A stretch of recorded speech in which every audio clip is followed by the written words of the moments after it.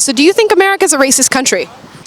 I think America as a country, because it was built on slavery and racism, I think fundamentally it is that's something that's always going to be, not always going to be present, but that's something that was there from the beginning, and it's something that's still there, rather than like, oh, this is an outside issue that we have to deal with, like, oh no, like racism, it's coming to get us. It's like, this is something that's been with us since the beginning, and I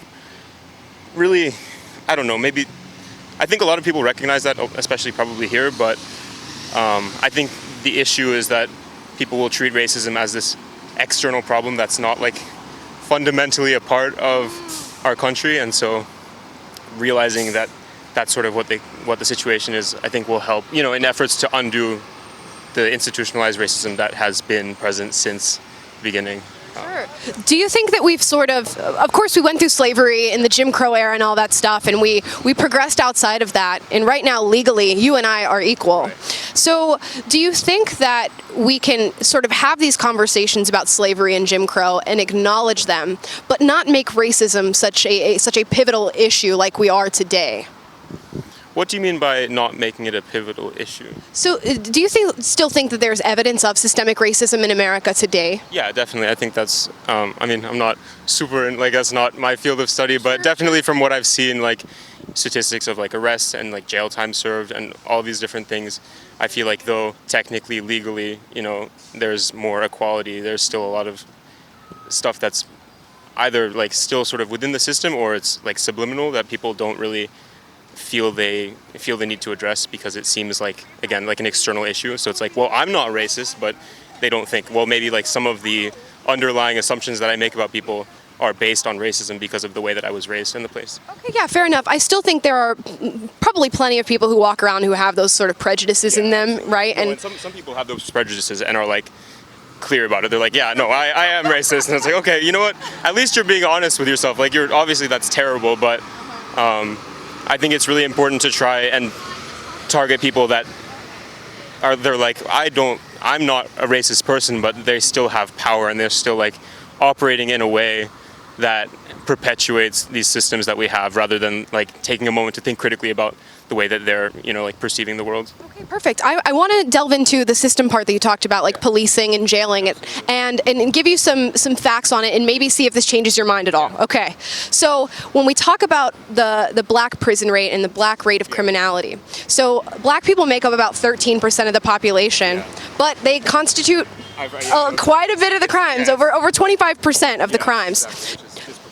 So do you think that with the amount of police encounters that black people, specifically young black males it tends to be, have with police, do you think that can sort of have, not a justification, but doesn't that sort of take care of the issue? Can you see how maybe the criminality rate is more causal to the police encounters than police actually being discriminatory? Right. I mean, I'm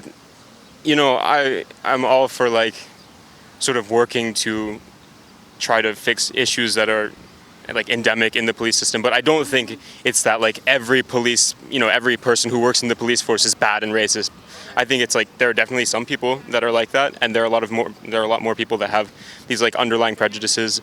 And then I think it also depends on like the place and the way that these young black men, maybe they're not being raised, like maybe they just don't have access to like they're not in a great neighborhood, and so like you're more likely to end up committing crimes if you're not being supported by the country that's supposed to support you. So I think there are so many other factors in addition to that, although I do think that there are like still the way that things are being policed probably could be improved a lot. Okay, yeah, I completely agree with you. There are certain things in policing that I think definitely need improvement. I guess where I look at it is I don't attribute it to racism necessarily.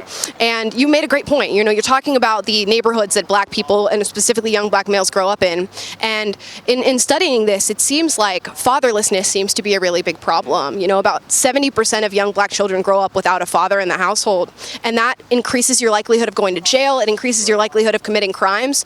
Do you think that maybe as a society, we should stop focusing so much on the systemic racism narrative and really delve into people's cultures and try to improve those? I think that's super important. I mean, I definitely think it's still worth having that conversation about systemic racism. It's not like, well, that's not an issue at all, so let's toss it aside. But there are definitely, like I said, there are other factors, right?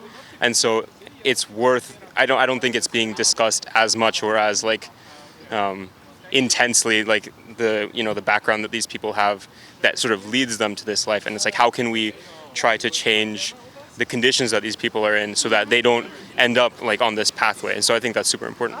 Fantastic. And one last question for you. Are you a UCLA student? Yeah. Okay. So UCLA as a campus and a college, and many colleges in the United States are starting to look at student applications and go, you know what, I'm going to look at the race, I'm going to look at the gender, and then that boosts your capability of getting into the college. Right. Do you think that that's okay?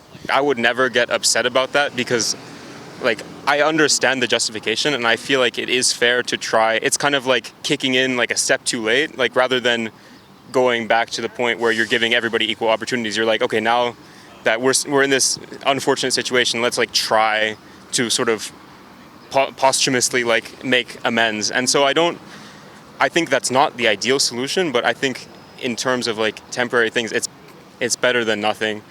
So there are some people who focus on a study called critical race theory, and they go, you know what, we fixed past discrimination with current discrimination. That's one of their quotes. Do you think that's right? Or maybe, as a college, or any colleges across America, that maybe we should just take race and gender off of applications and start looking at people's merit and then deciding who we bring in? Yeah, honestly, I can see the arguments for both sides. You said critical race theory is like fixing past discrimination with current discrimination in like a more positive way. They essentially say we should look at everything in our society and look at it through the lens of race, which I think can be very problematic. Yeah, no, I agree. I think, looking at things through the lens of race is always going to be kind of problematic. I think that's not the most problematic way that you could do that, but you could sort of amend that by just taking more time to like interview students and be like, what was your experience, rather than like, oh, what's this person's race? Right. Okay, well, for that reason alone, like it's not about the person's race, it's about the experience they had. But realistically, I don't know if colleges are going to like put in that much effort, even though they should. So I'll give you one last sort of summation of my thoughts and what I think we should do going forward. I think we should recognize our past and go, slavery was a horrible thing. Jim Crow was a horrible thing. Legally, we want us both to be equal, right? And when you're applying to school or trying to get a job or doing anything in this country, I think we should just take race out of the equation and go, you know what, we did that for so long. Yeah. Let's not do that anymore. Yeah, like maybe that's not the solution here. I agree. I think if people were just willing to put in more effort, I think it's just laziness essentially, because it's not like if you're black you've had these experiences. Like if you have had these experiences, you've had those experiences, and there's no way to truly say find that out unless you just ask the person. That's fantastic, and thank you so much for your time and all your thoughts. Fantastic. What are your thoughts on racism in America? I think that racism is very prevalent in America, and I also have noticed that this is not me trying to say racism is good. Racism is definitely bad, but I've noticed that racism is also prevalent in other countries, but we just don't notice it because we're not in those countries. And I think being in the U.S., a lot of people have this idea that it's only like this in the U.S. Unfortunately, it's like this in a lot of countries as well, and there's definitely something that needs to happen. There needs to be a shift to where everybody feels safe, especially people of color. They feel safe going outside without knowing that, or without thinking that they'll be put in harm's way. Okay, so when you talk about harm's way, what are the things that you're concerned about as a person of color, walking around in America? Police brutality, and a big thing that I have to be conscious about. I'm traveling soon in September. I'm going to Spain and Italy, but we have some layovers, and one of the layovers is in one of the southern states. I can't remember off the top of my head right now, but I'm thinking it might be in my best interest to not leave the airport while on the layover. Just stay in the airport and then take the second flight. So really, so what are you most concerned about being in a southern state? Do you think that racism is just simply more prevalent there against people of color? I would say yes. My mom's side is from Louisiana. They left Louisiana during my grandma left Louisiana during the Jim Crow era because of how bad it was. She moved to Oregon. So yeah. Do you think we've sort of progressed as a country outside of the Jim Crow laws, because those laws of segregation no longer exist for people of color, and legally we're very much equal to white people who, walk around among us. Do you think that we've reached a point of progress in America? I think we definitely have reached some progress, but there's always room for improvement. So yeah. What improvements would you like to see happen in this country? I think that there should be people who have committed hate crimes or are committing hate crimes. There definitely should be more follow through when people say, like, the legislature says, like, like, we're going to be punishing these people that have committed these acts. I think there should be more follow through, because what we have seen in the media is that when things like that do happen, it's more, the recommendation has been more of a slap on the wrist. Do you think the media purposefully pushes a narrative of racism towards people who look like you and me and sort of drums up stories that might not exactly be real? I would say no. If anything, I feel like they might downplay it a little bit more, yeah. In what specific way? What's a specific issue that you think the media downplays when it comes to racism? So, like, I'll bring an example. So, like, when the George Floyd protests were happening, a lot of the information that were being put out is, like, they were saying, like, oh, a lot of the protests were vandalizing things, but there was a lot of stuff that was, yes, there was vandalization that was happening, but there was also a lot of things that weren't being pushed as much. Like, a lot of people were being injured by the police officers that were stopping the protests. Like, people that were peacefully protesting were being injured. Okay, so do you think the protests that ensued after George Floyd's death were rightful? I think the protests were rightful. Of course, if something wrong is happening, we do have a right to protest. So, yeah. What if I told you that when we look at police statistics, there actually is no sign of bias towards people of color when it comes to police brutality? Would that change your outlook when it comes to the things that happened after George Floyd's death? I think it definitely was. Is that what the statistics say? Yeah, so statistically, with people of color and police brutality, there's really no real evidence of actual racial discrimination amongst police officers towards people of color in America. And actually, you're nearly more likely to get struck by lightning as a black person than to experience police brutality. Mm-hmm. Does that at all change your opinion or the way that you look at police officers? It definitely does change the way I look at it. But I think that's definitely something I would have to look into more. Yeah. Okay, absolutely. Well, thank you so much for sharing your opinion with me today. Have a wonderful day. What is your thought about racism in America? Look, in my opinion, it is very important to acknowledge that, to an extent, every country in the world has a form of racism in the community and in its politics. When it comes to the politics, it's important to eradicate as much as possible, but it is inherently important that people are educated in school that this is not only an American problem, but a global problem, and that it is not unique to America itself. Sure, and can you talk about some of your experiences outside of America, what racism looks like outside of this country itself? Yes, well, coming from Eastern Europe, it is very interesting to see that some groups of people are much more tolerated in Eastern Europe, whereas here not so much. And racism looks a little different in every country, and that's not okay, but it is to be expected. Yeah, I sort of posit the point that as long as race exists, there's going to be racists who exist alongside that.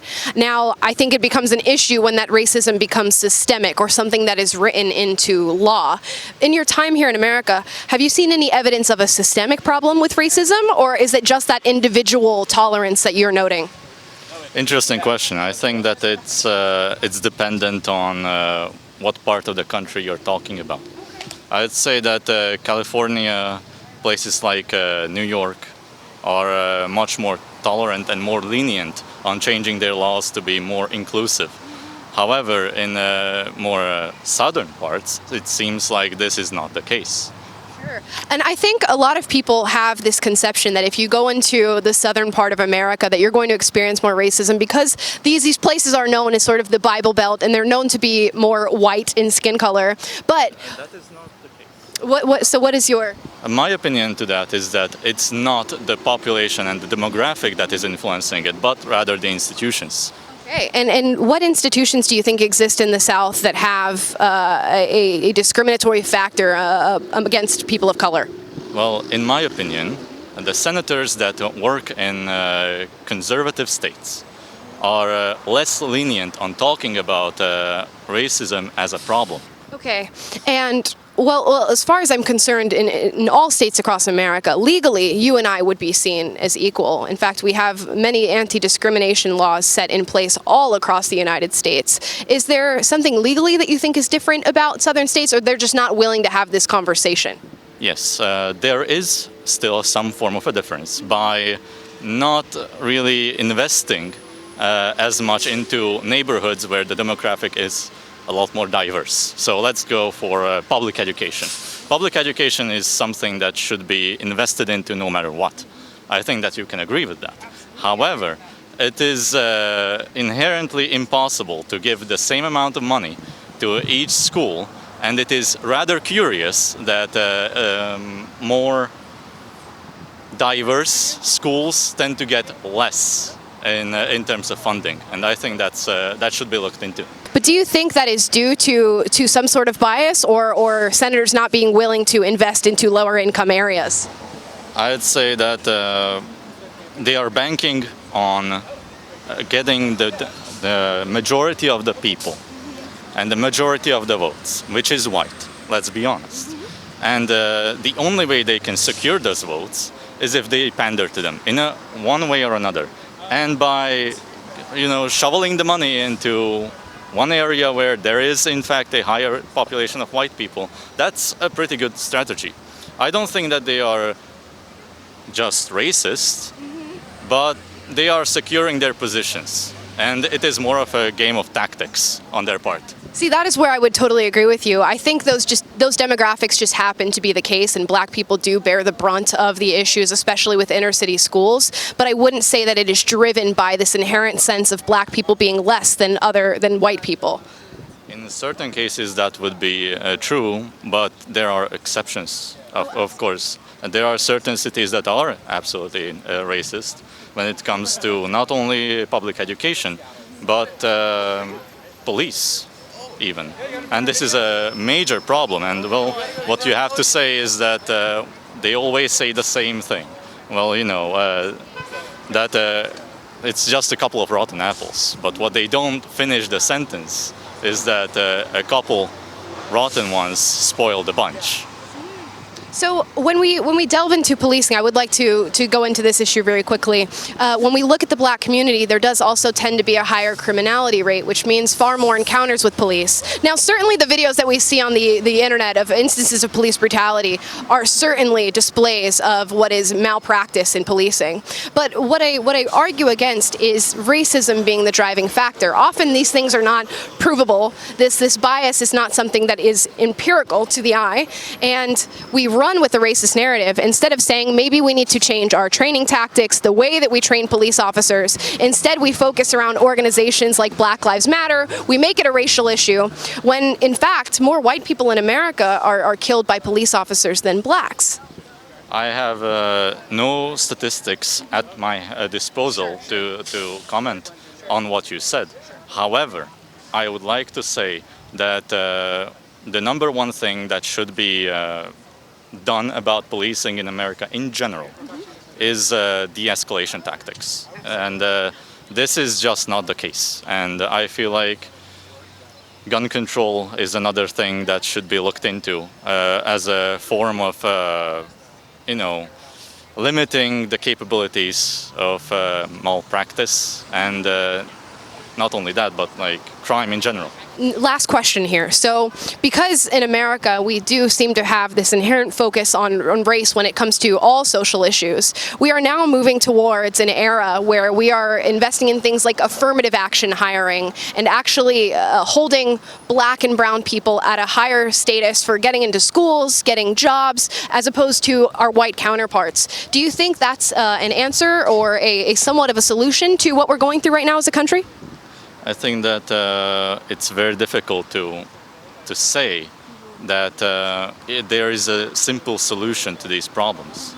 I think that lifting them up is kind of coddling them, and in a way that is very, how should I say it?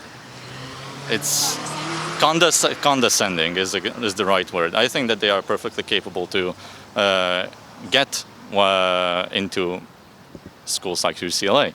However, if they come from low-income public schools, their capabilities drop. And so we should be looking at this from the root of the problem and not at the top where it's so shiny and very easy to see. So this problem that you are seeing should be pretty easily solved, or should be pretty easily be solvable if we, in fact, invest more into public education. Do you have any final thoughts about race in America or across the world that you'd like to share before we close out? I would say that I have said exactly what I wanted to say, and that's perfectly fine. That's fantastic. Thank you so much for your time. Appreciate it.